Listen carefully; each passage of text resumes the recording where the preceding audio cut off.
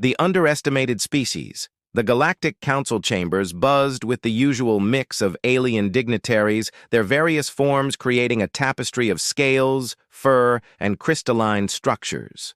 Ambassador Marcus Reed sat quietly in the human delegation's modest corner, watching as the more powerful species discussed matters that would shape the galaxy's future. The Krathan Empire, with their towering reptilian forms and battle-scarred armor, dominated the central platform. Their leader, General Voss, gestured dismissively toward the human section. "These soft-skinned creatures offer nothing to our war effort," he declared, his voice echoing through the chamber. "They have no natural weapons, no thick hide, no enhanced strength. What use are they against the Void Swarm?" Murmurs of agreement rippled through the assembly. The avian Skyborn Federation ruffled their metallic feathers in what Marcus had learned was their version of laughter. The silicon-based rocklings clicked their approval, their crystal formations glowing brighter with amusement. Marcus stood slowly, his simple gray uniform a stark contrast to the elaborate war gear surrounding him. "Honored delegates," he began, his voice calm despite the mockery he faced daily. "Humanity requests permission to contribute our naval forces to the defense effort." The chamber erupted in what could only be described as alien laughter. General Voss's yellow eyes gleamed with condescension. "Your naval forces? We have seen your ships, human. They are small, primitive, built of mere metal and circuits. Our bioships are living creatures, evolved for war across millennia." Captain Lisa Torres, Marcus's military advisor, remained seated, but her jaw tightened. She had spent 20 years in Earth's deep space navy, watching humanity build something the galaxy had never seen before. But the aliens saw only what they wanted to see. Commander Price, the human fleet coordinator, leaned forward. "Our ships may appear simple, but—" "Silence," interrupted Warlord Kess of the Hive Collective, his insectoid features twitching with irritation. "We waste time on species that barely controls one star system. The Void Swarm advances, consuming entire sectors. We need warriors, not merchants." The Void Swarm had appeared at the galaxy's edge 6 months ago. Unlike any known species, they were pure destruction. Dark ships that consumed matter itself, leaving empty space where star systems once thrived. 3 major civilizations had already fallen completely. Marcus felt the weight of 1,000 alien stares, most filled with pity or annoyance. Humanity had joined the Galactic Council only 5 years ago, after finally achieving faster-than-light travel. They were the newcomers, the weaklings, the species that evolved on a small blue world without natural predators strong enough to forge them into proper warriors. "We understand your concerns," Marcus said carefully, "but humanity has something unique to offer. Our approach to warfare—" "Your approach?" General Voss's laugh was like grinding stone. "You have no natural armor, no acid breath, no psychic abilities. Your lifespans are brief, your body's fragile. You cannot even see beyond your narrow light spectrum without artificial aids." Other delegates nodded in agreement. The Telepathic Union's representative, a being of pure energy contained in a crystalline shell, projected thoughts of dismissal so strong that even non-psychic species could feel them. Admiral Stone, Earth's highest-ranking military officer present, finally spoke. His weathered face showed no emotion. "We have faced extinction before. Multiple times, in fact. We learned adaptation." "Adaptation." Warlord Kess clicked his mandibles mockingly. "Prey species adapt by hiding or running.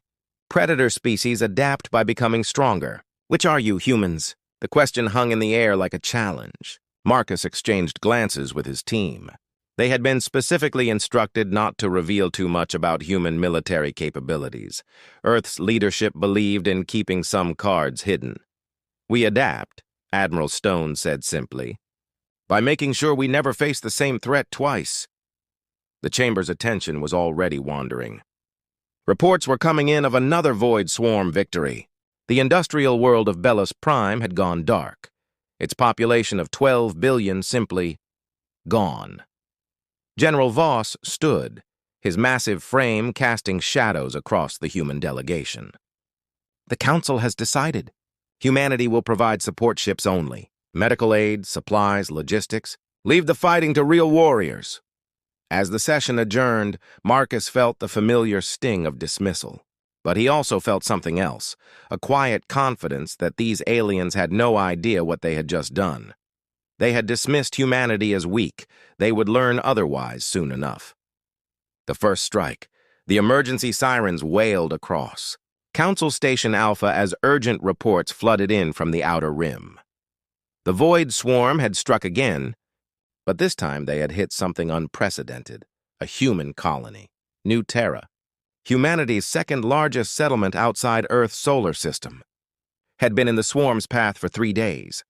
The Galactic Council's war room buzzed with activity as alien commanders studied the tactical displays. "The human colony is lost," declared General Voss, his clawed finger tracing the swarm's approach vector.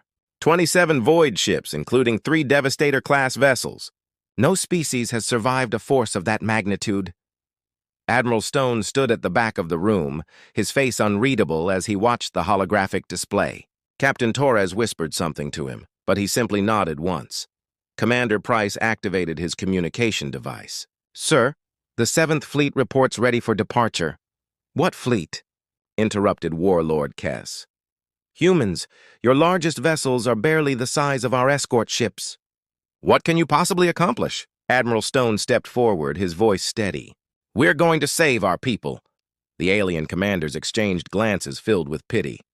They had seen the human ships, small, angular vessels that looked more like industrial equipment than warships.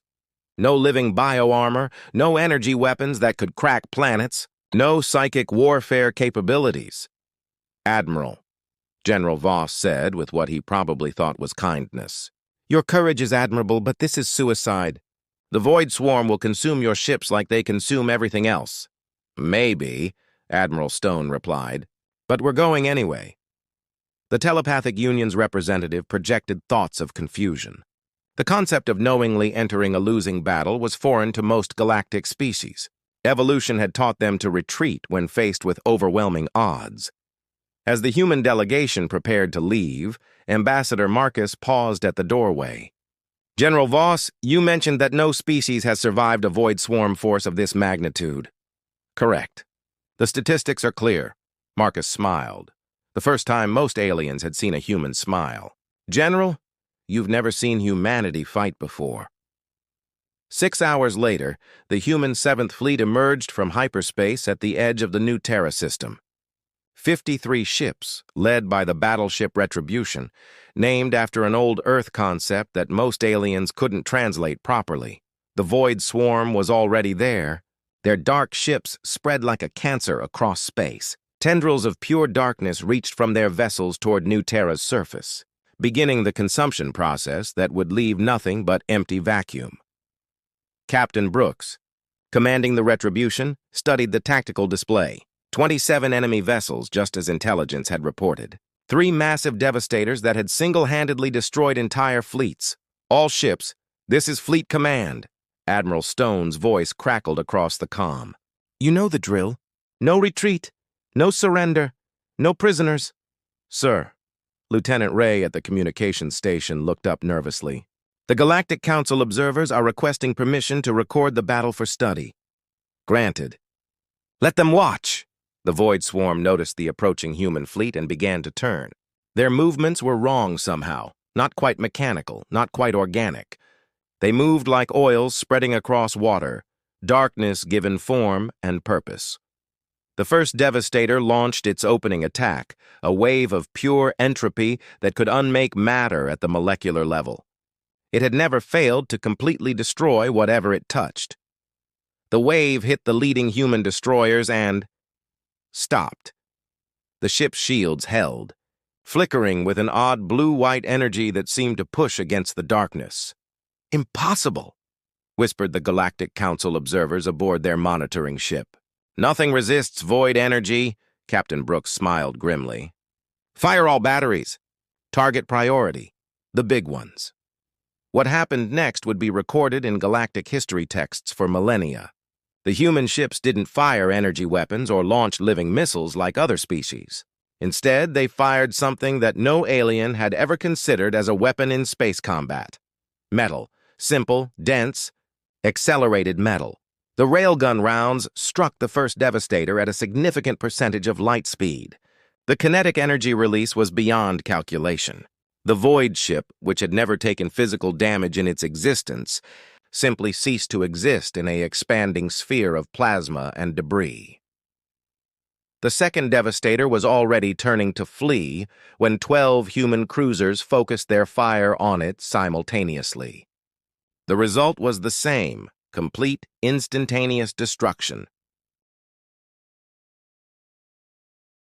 The remaining Void ships attempted to scatter, but they had never encountered an enemy that could match their speed while delivering such devastating firepower.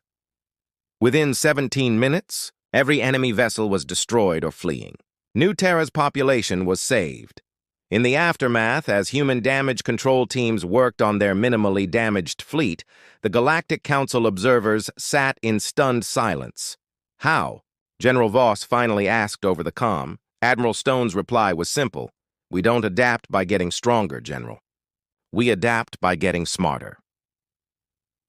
The revelation. The emergency session of the Galactic Council convened within hours of the New Terra victory. The massive chamber, usually filled with the confident posturing of established powers, now hummed with confused whispers and nervous energy. General Voss paced before the central display, which showed tactical recordings of the human fleet's impossible victory. 17 minutes, he repeated for the 5th time. They destroyed a Devastator-class Void ship in 17 minutes. Ambassador Marcus sat calmly in the human section, watching alien after alien demand explanations. The Skyborn Federation's representative, Commander Talon, spread his metallic wings in agitation. The energy readings make no sense. These railguns of yours, they're primitive kinetic weapons. How do they penetrate Void armor? The Void swarm has never been stopped, added Counselor Hive from the collective. Their entropy weapons dissolve molecular bonds. Your ships should have been unmade completely. Admiral Stone stood, his weathered hands clasped behind his back. The chamber gradually fell silent, something that had never happened when a human spoke before. Honored delegates, you've been fighting the Void swarm the wrong way. The statement sent ripples of indignation through the assembly. Warlord Kess's mandibles clicked angrily. Wrong way? We have tactical experience spanning millennia. Our bioships are evolved killing machines. Our energy weapons can crack moons. Yes, Admiral Stone agreed. And that's exactly the problem. The Telepathic Union's representative projected waves of confusion so strong that even non-psychic species felt disoriented. The concept that superior evolution could be a disadvantage was incomprehensible to most galactic civilizations. Captain Torres activated a holographic display showing comparative weapon analyses. Every species here fights with energy-based weapons. Plasma, lasers, particle beams, psychic attacks. The Void Swarm's armor is specifically evolved to absorb and redirect energy. But kinetic weapons are primitive, protested the Rockling's delegate, his crystal form pulsing with skepticism. Physical projectiles are what pre-spaceflight civilizations use. Exactly, Marcus said, standing to join the presentation. You all evolved past kinetic weapons because energy weapons seem more efficient. We kept both. Admiral Stone gestured to the tactical display. When our scientists first studied Void ship wreckage, we noticed something interesting. Their armor is incredibly sophisticated against energy attacks, but has no specific defenses against high-velocity physical impacts. Impossible, General Voss rumbled. Our strongest bioships have both energy and physical defenses. Your physical defenses, Captain Torres explained, are designed against claws, teeth, ramming attacks, biological threats. Our railguns fire solid tungsten rounds at 12% light speed.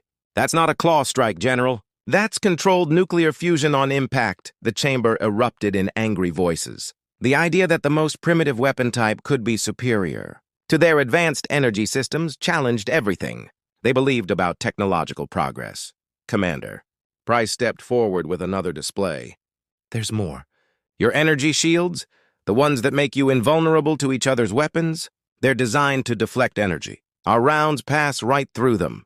But the Void energy attack, Warlord Kess insisted. Your ships resisted entropy itself. That should be impossible for any matter-based technology. Ah, Admiral Stone smiled.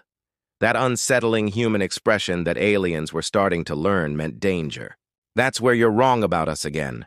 A new hologram appeared, showing the internal structure of human ship hulls. The alien delegates leaned forward, their various sensory organs focusing intently. You see primitive metal ships, Marcus explained. What you're actually seeing is the most advanced composite armor ever created. Layered metamaterials, quantum-locked molecular structures, and something we call adaptive matter. Adaptive matter? The telepathic union representative's thoughts carried genuine curiosity for the first time. Every human ship's hull learns from what attacks it, Captain Torres said. The first void energy blast teaches the armor how to resist it. By the second attack, we're nearly immune. The silence that followed was deafening. Slowly, the implications began to sink in. Humanity had not just survived a void swarm attack, they had revealed that every other species had been fighting with fundamental disadvantages. General Voss's voice was barely a whisper. Your species deliberately maintained primitive weapon technologies alongside advanced ones. Not primitive, Admiral Stone corrected. Comprehensive. We don't discard tools just because we develop better ones. We improve everything. Ambassador Marcus looked around the chamber at the stunned faces, and some that were beginning to show calculation rather than shock. Honored delegates, humanity requests permission to share our defensive technologies with the Council fleets. For the first time in Galactic Council history, the proposal passed unanimously without debate. But in the shadows of the chamber, certain delegates were already making different plans. If humans could defeat the Void Swarm so easily, what else were they capable of? The betrayal, 3 weeks after the New Terra victory, humanity's reputation had transformed completely. Human engineers worked alongside alien technicians across dozens of worlds, retrofitting Council fleets with kinetic weapons and adaptive armor. The war against the Void Swarm had turned from desperate defense to systematic counterattack, but not everyone was pleased with humanity's sudden rise. In the shadowed halls of the Krathan military complex, General Voss met with representatives from 5 major Council species. The gathering was unofficial, unrecorded, and highly illegal under Council law. The humans have made us look like fools, growled Commander Talon of the Skyborn Federation. His metallic feathers were dulled with shame. My own pilots ask why we didn't think of kinetic weapons. Our entire tactical doctrine is questioned. Warlord Kess clicked his mandibles in agreement. The Hive Collective has ruled through superior biotechnology for 3,000 years. Now primitive mammals show us our weaknesses. This cannot stand. General Voss studied the holographic star map floating above the table. Human ships were marked in blue, scattered across former battlefields where they had won impossible victories. They claim to share their technology freely, but notice how their most advanced systems remain exclusively human. The adaptive armor, confirmed Counselor Hive. They give us the basic formulation, but not the quantum locking process. We get improved defenses, but nothing approaching their capabilities. Smart, admitted the Rockling's representative, his crystal form pulsing with reluctant respect. They maintain technological superiority while appearing generous. The telepathic union's delegate projected thoughts heavy with suspicion. What if their victory at New Terra was not luck? What if they have been observing us? Learning our weaknesses while we dismiss them? The possibility sent cold ripples through the assembled conspirators. How long had humanity been planning? What other capabilities were they hiding? General Voss activated a secured communication channel. Admiral Stone, the Joint Council requests your presence for a strategic consultation. The new offensive against Void Sector 7 requires your expertise. The human delegation arrived at the meeting coordinates expecting another tactical briefing. Instead, they found themselves surrounded by the combined fleets of 5 major Council species in what was clearly an ambush formation. Admiral, Captain Torres whispered urgently from the bridge of the Retribution. We're looking at over 300 ships, all weapons powered and targeting us. Admiral Stone's expression remained calm as he studied the tactical display. How many of our ships in the immediate area? 12, sir. The Retribution, 2 cruisers, and 9 destroyers, against 300. Admiral Stone nodded thoughtfully. Reasonable odds. The communications array crackled to life. General Voss's voice filled the bridge, cold and formal.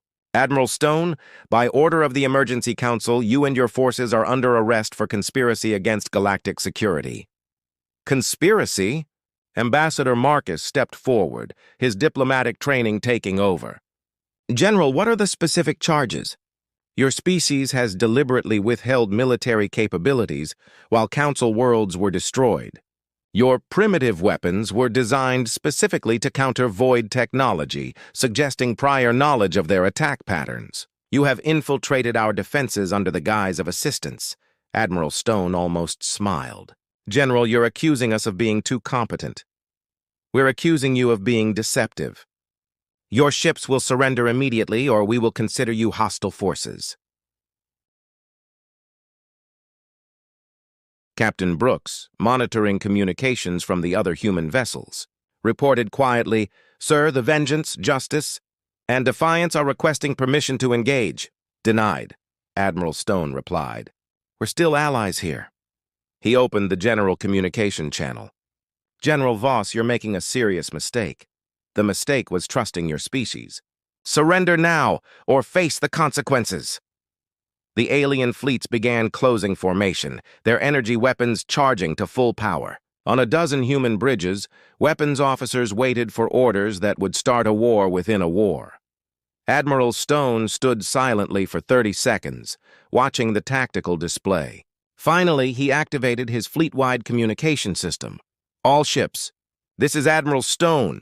Execute Protocol 7. The alien commanders monitoring human communications heard the order, but didn't understand its significance. Protocol 7 wasn't in any of the tactical databases they had studied. What happened next would be remembered as the moment the galaxy learned the difference between humanity's public face and their true capabilities. The human ships didn't flee. They didn't fire their railguns. Instead, they simply changed.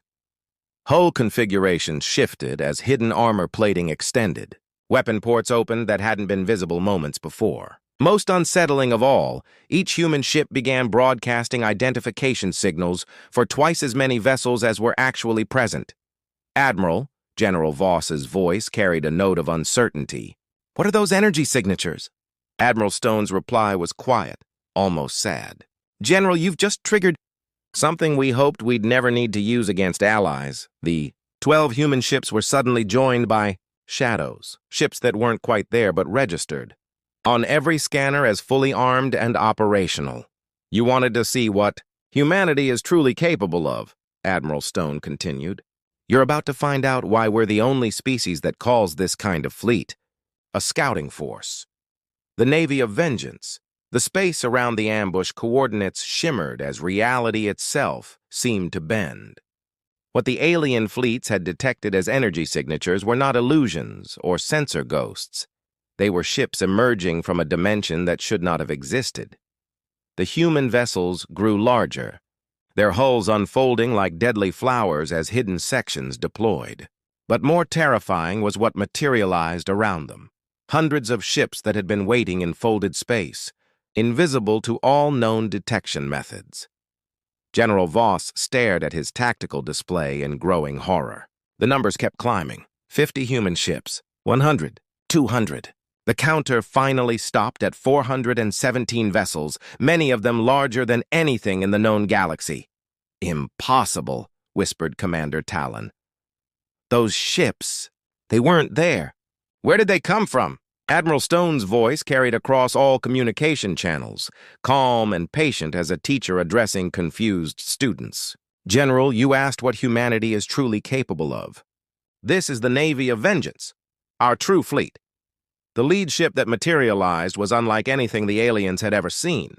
Massive beyond comprehension, bristling with weapons that defied classification, its hull seemed to absorb light itself. The name blazed across its bow in human script. Inevitable. Captain Torres reported quietly to Admiral Stone. "Sir, the inevitable report's ready.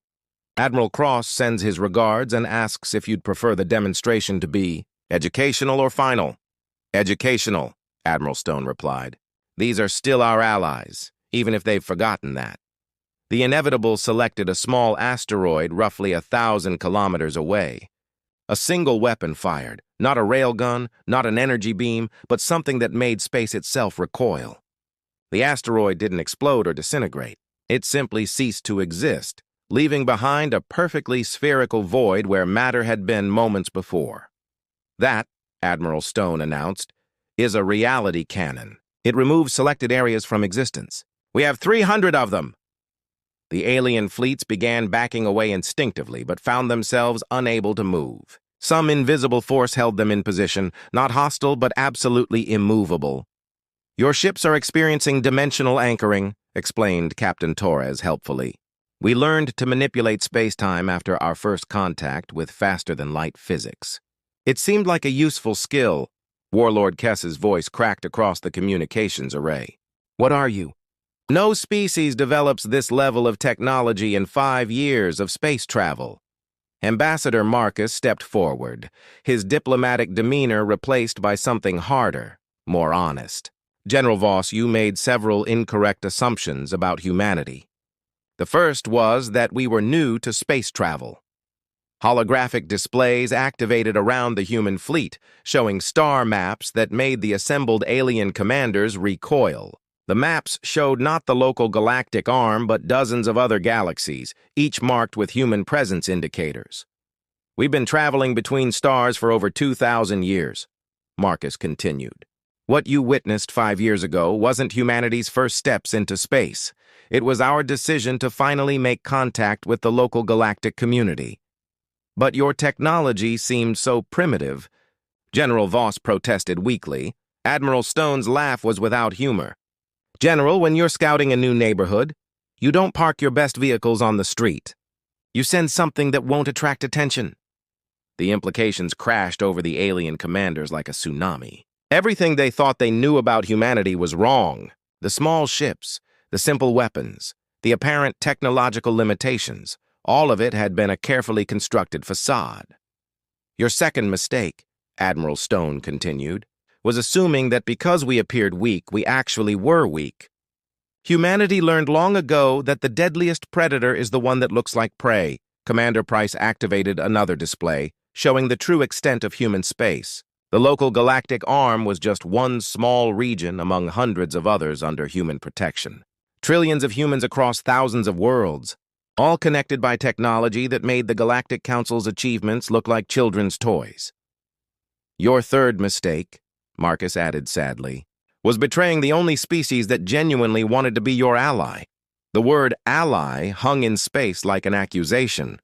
The alien commanders realized they had just threatened the most powerful civilization in known existence, a civilization that had been offering friendship and genuine assistance. General, Voss's voice was barely a whisper. What do you want from us? Admiral Stone considered the question carefully. Around them, the Navy of Vengeance waited silently, 400 ships capable of reshaping reality itself. We want what we've always wanted, General. We want to help you win this war against the Void Swarm. We want to share our knowledge and protect innocent species from extinction. He paused, looking directly at the alien fleet commanders through the communication screens. But now we'll do it our way with our rules. The age of underestimating humanity is over. The galaxy will learn what it means when the Navy of Vengeance decides to protect something. The human fleet began moving toward void-controlled space, leaving the stunned alien forces behind. The war was about to change completely. The end.